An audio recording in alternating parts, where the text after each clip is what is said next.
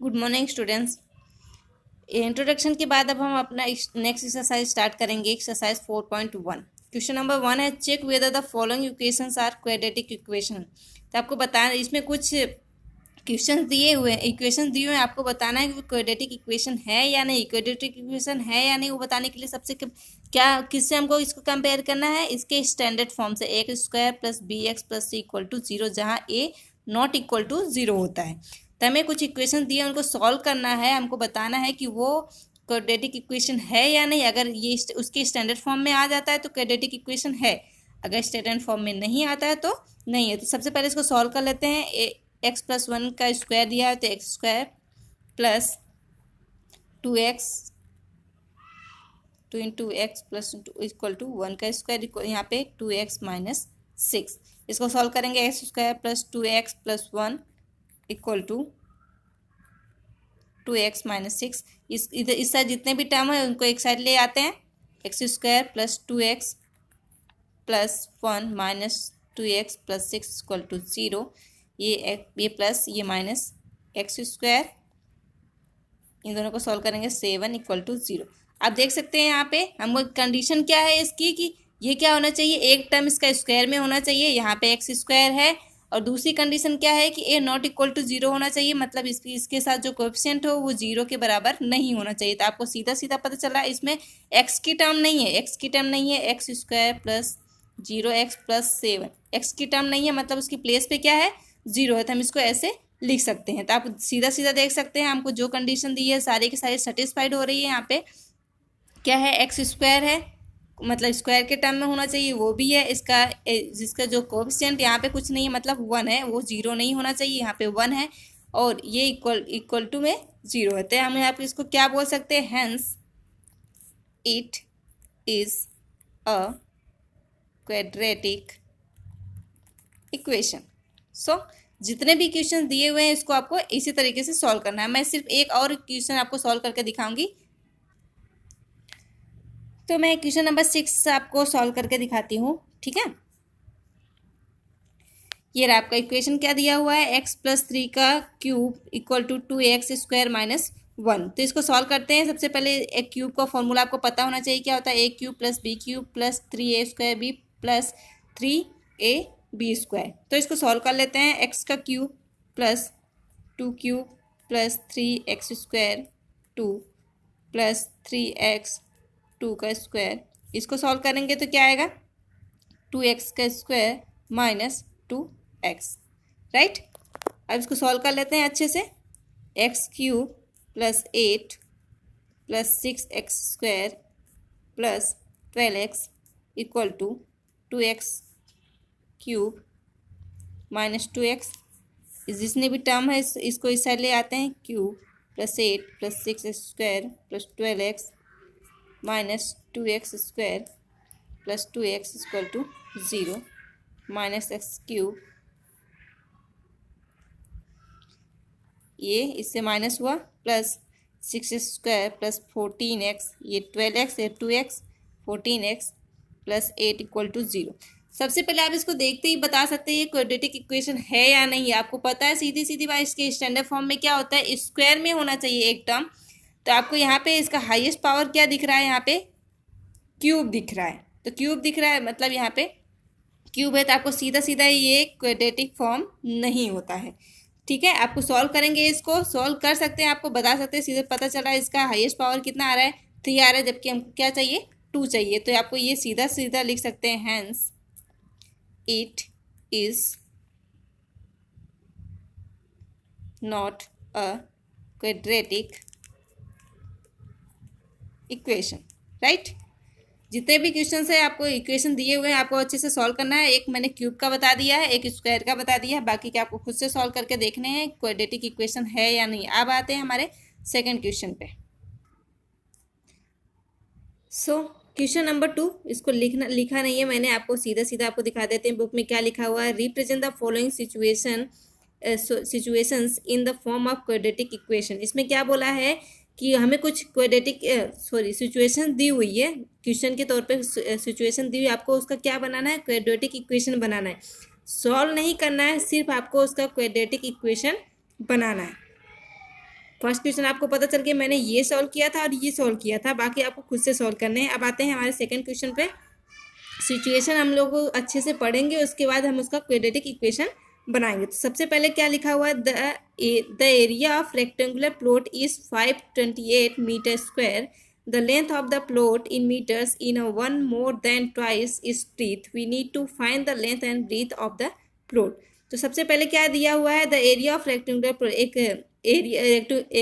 Rectangular plot है, उसकी area दिया है कितना, 528 मीटर स्क्वायर, एंड क्या बोला है, लेंथ ऑफ द प्लॉट की लेंथ कितनी है, is one more than twice is the breadth, length के क्या दिया हुआ है, जो ब्रीथ है उसकी twice and more than one मतलब ट्वाइस से एक ज़्यादा है।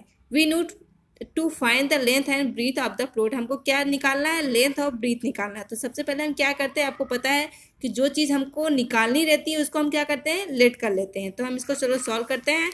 बुक में इक्वेशन आपने अच्छे से समझ लिया। एक प्लॉट का रेक्टेंगुलर प्लॉट है, उसका एरिया दिया हुआ है, लेंथ जो है ब्रीथ से 2 गुना है और एक ज़्यादा है, और हमको लेंथ और ब्रीथ प्लॉट की फाइंड करनी है। तो सबसे पहले जो हमको फाइंड करनी है उसको लेट कर लेते हैं। सो यहाँ पे सॉल्व करते हैं।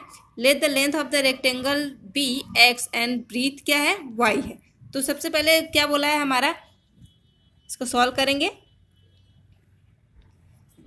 क्वेश्चन में क्या बोला था, हमारा जो लेंथ है वो क्या है, ब्रीथ के 2 गुना है और एक ज़्यादा है। तो हमारा सबसे पहले क्या है, लेंथ किसके बराबर है, हमारा ब्रीथ के 2 गुना है, मतलब ब्रीथ हमारा क्या है, वाई है, उसके 2 गुना प्लस 1 और एक ज़्यादा है। तो ये हमारा, और दूसरा चीज़ क्या बोला था, the area of rectangular plot is 528 metre. तो आप लोगों को सबसे पहले पता होना चाहिए रेक्टेंगुलर की एरिया का फॉर्मूला क्या होता है, आपको पता है, लेंथ इंटू ब्रीथ होता है। क्या होता है, length into breadth, right. Length into breadth, length हमारा है क्या, एक्स, और ब्रीथ क्या है, वाई। तो हम लिख देंगे यहाँ पे x into y equal to कितना दिया हुआ है, 528 मीटर स्क्वायर। नहीं लिखेंगे तो भी चलेगा। अब क्या है, आप x into y equal to 528, ये तो हमारा क्वाड्रेटिक इक्वेशन नहीं बना, हमको क्या बनाना है, क्वाड्रेटिक इक्वेशन में इसको रखना है। तो क्या करेंगे, जो हमारी एक्स की वैल्यू है वो इसको इसके अंदर रख देंगे। क्या है, 2y plus 1 y equal to 528, यहाँ पे दोनों को मल्टीप्लाई कर देंगे, 2y square plus y equal to 528 and 2y square plus y minus 528 equal to 0। अब आप लोग देख लीजिए यहाँ पे एक ही वेरिएबल है और इसमें एक टर्म क्या है, वो स्क्वायर में भी है, और ए नॉट इक्वल टू जो होता है हमारा वेरिएबल का कोएफिशिएंट जो होता है वो हमारा 0 भी नहीं है। तो आपको सीधा सीधा पता चल रहा है ये कौन सा इक्वेशन बन गया, हमारा क्वाड्रेटिक इक्वेशन। इसको सॉल्व नहीं करना है, सिर्फ हमको क्या सिचुएशन दी है उसकी क्वाड्रेटिक इक्वेशन हमको बतानी थी। ये हमारा पहला हुआ। अब आते हैं सेकंड पे। सो नेक्स्ट दिया हुआ है, the product of 2 consecutive positive integers is 316, we need to find the integers. इसमें क्या बोला है, product of 2 consecutive positive integers is 216। इसमें बोला है कि 2 ऐसे नंबर्स है, पॉजिटिव नंबर्स है, जिनको हमको प्रोडक्ट करने के पर कितना आ रहा है, 316। पॉजिटिव इंटीजर्स का मतलब आपको पता है कि जो हमारे जो पॉजिटिव नंबर्स होते हैं 1 2 3 4 5 6 से इन्फिनिटी तक, हमको क्या फाइंड करने, इसके इंटीजर्स फाइंड करने। वो कौन से 2 इंटीजर्स है जिनको मल्टीप्लाई करने पे 306 आते हैं। तो ठीक है, इसको आपको सॉल्व कर लेते हैं, बहुत ही ईजी है। तो सबसे पहले हमको कॉन्जिक्यूटिव जो दिया है उसके नंबर, कॉन्जिक्यूटिव का मतलब कंटिन्यूसली भी बोल सकते हैं आपको। यहाँ पे सॉल्व कर लेते हैं, जो हमको निकालना रहता है। हमको late the 2 positive integers is x. सबसे पहले हमने एक्स और एक्स प्लस 1 क्यों लिया वो भी आपको बता देते हैं। हमको क्या बोला है, पॉजिटिव इंटीजर बोला है, कॉन्जिक्यूटिव बोला, पॉजिटिव इंटीजर बोला। कॉन्जिक्यूटिव का क्या मतलब होता है, जैसे कि हमने 3 ले लिया, 3 प्लस 1 3 प्लस 2। कॉन्जिक्यूटिव का मतलब होता है कंटिन्यूसली जो एक प्लस होता रहता है, ठीक है, एक प्लस होता रहता है। 3 के बाद यहाँ पे 3 प्लस 1 4 5 एक प्लस होता रहता है, उसको हम कंटिन्यूसली भी बोलते हैं, कंजिक्यूटिव भी बोलते हैं। तो इसीलिए हमको इंटीजर्स निकालने थे। तो सबसे पहले हमारा इंटीजर क्या लिया, हमने एक्स लिया, और दूसरा इंटीजर 2 प्रोडक्ट बोला है तो 2 चीज़ों का ही प्रोडक्ट होगा। तो दूसरा क्या, एक्स प्लस 1 है। एक्स प्लस 1 क्यों लिया, क्योंकि कॉन्जिक्यूटिव पॉजिटिव इंटीजर बोला है, और कॉन्जिक्यूटिव का मतलब होता है कि 1 प्लस होता है उसमें। अब सीधा क्या बोला है कि हमें इंटीजर्स निकालना था। अब क्या करना है, let the 2 integers be x plus 1। उसके बाद बोला इन दोनों का प्रोडक्ट कितना हो रहा है, 306 हो रहा है। तो क्या करेंगे, दोनों को प्रोडक्ट करेंगे, मतलब मल्टीप्लाई करेंगे, एक्स प्लस 1 इक्वल टू 306, इन दोनों का square plus x equal to 306 and x square plus x minus 306 equal to 0। अब आप लोग सीधा सीधा देख सकते हैं ये किस फॉर्म में आ गया, क्वाड्रेटिक इक्वेशन के फॉर्म में आ गया है। तो आपको सीधा सीधा यहाँ पे लिख सकते हैं this is the required quadratic equation, right. अब आते हैं थर्ड क्वेश्चन पे। थर्ड क्वेश्चन देखते हैं। थर्ड क्वेश्चन दिया हुआ है Rohan's mother is 26 years older than him. इसमें क्या लिखा हुआ है, रोहन की जो मदर है वो उससे कितनी 26 ईयर ओल्ड है, ठीक है। रोहन से 26 ईयर ओल्ड है। The product of their ages in years 3 years from now will be 360. Who would like to find Rohan present age. इसमें क्या बोला है, रोहन की मदर जो है रोहन से 26 ईयर ओल्ड है और उसमें क्या बोला है आफ्टर 3 years, मतलब अभी की जो प्रेजेंट एज है उनकी, उसके 3 साल के बाद उनकी जो एज होती है वो कितने बराबर होती है, 360 के बराबर होती है। We would like to find Rohan present age, मतलब रोहन की अभी की जो एज है वो हमको निकालनी। तो सीधा सीधा सबसे पहले हमको जो निकालना रहता है उसको आपको पता है क्या करना है, उसको लेट कर लेना पड़ता है। तो सबसे पहले क्या लेट करेंगे, let the present age of Rohan be x. तो यहाँ पे लिख लेते हैं हम, let the present age of Rohan be x and so the age of his mother. आपको क्या क्वेश्चन में क्या बोला है, रोहन की जितनी एज है उससे 26 मतलब 26 ईयर्स ज़्यादा उसकी मॉम की एज है। तो यहाँ पे क्या हो जाएगा x प्लस 26, राइट। उसके बाद आफ्टर 3 years मतलब 3 साल के बाद क्या बोला हुआ है, 3 years 3 साल के बाद उनकी एज, अभी पहले ही उनकी एज कितनी थी, x थी, और 3 साल के बाद क्या आ जाएगी, इसमें 3 ऐड हो जाएगा, x प्लस 3, और रोहन की मॉम की भी एज में 3 ऐड हो जाएगा, तो x प्लस कितना हो जाएगा 29। अब क्या बोला है, the product of their age 3 years। इसमें क्या बोला है, the product of their age 3 years। इन दोनों का क्या करेंगे, प्रोडक्ट करेंगे, वो किसके इक्वल में होगा, 360 के इक्वल में होगा। तो क्या करते हैं, आप प्रोडक्ट कर लेते हैं, x plus 3 into x plus 29 equal to 360। Square, दोनों का स्क्वायर यहाँ पे हो जाएगा, plus 29x plus 3x plus 87 equal to 360।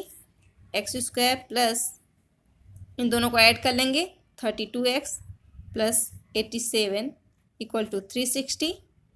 इसको सॉल्व करेंगे, एक्स स्क्वायर प्लस 32, इस टर्म को इस टर्म पर इधर साइड लेके आएंगे तो कितना हो जाएगा, plus 87 minus 360 equal to 0।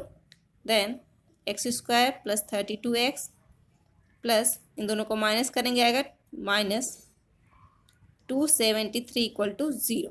Then हमको क्या करना था, क्वाड्रेटिक इक्वेशन निकालना था। जो सिचुएशन दी हुई थी उस पर से हमने क्या निकाल लिया, क्वाड्रेटिक इक्वेशन निकाल लिया। उसकी सिचुएशन पर से क्या बोला है, रोहन की जो प्रेजेंट एज है उसकी मॉम की एज 26 ज़्यादा है। उसके बाद 3 साल के बाद, मतलब दोनों की 3-3 साल उम्र बढ़ जाएगी 3 साल के बाद, तो यहाँ पे हो जाएगा x प्लस 3, और दोनों का प्रोडक्ट करने के लिए बोला तो कितना हो जाएगा, प्रोडक्ट कितना हो रहा है उसका 360 हो रहा है। तो दोनों को प्रोडक्ट करेंगे और 360, उसके बाद इस टर्म से क्या करेंगे, माइनस करेंगे, तो ये है। तो हमको जो पूछा था हमारा quadratic equation, this is the required equation, मतलब ये हमारा वो इक्वेशन है जो हमको पूछा था। अब आते हैं क्वेश्चन नंबर 4 पे।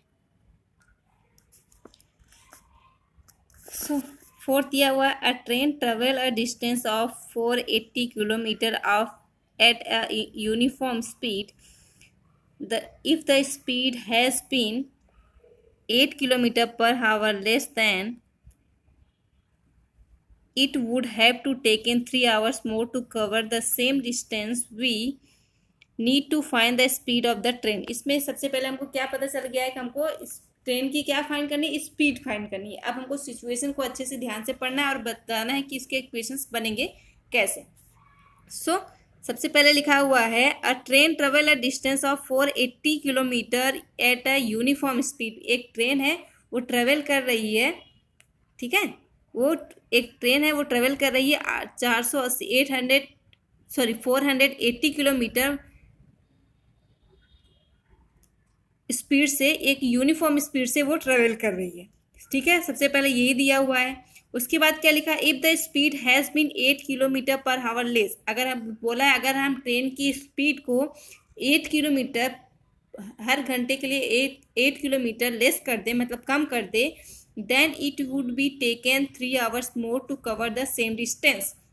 इसने बोला है अगर हम 8 किलोमीटर कम कर देंगे तो 480 किलोमीटर जो वो पहले स्पीड में चल रही थी उससे वो कितना धीरे हो जाएगी, 3 घंटे क्या हो जाएगी उसको, वो डिस्टेंस मतलब 480 किलोमीटर दूरी तय करने में, सेम डिस्टेंस तय करने में 3 घंटे क्या लगेंगे, ज़्यादा लगेंगे।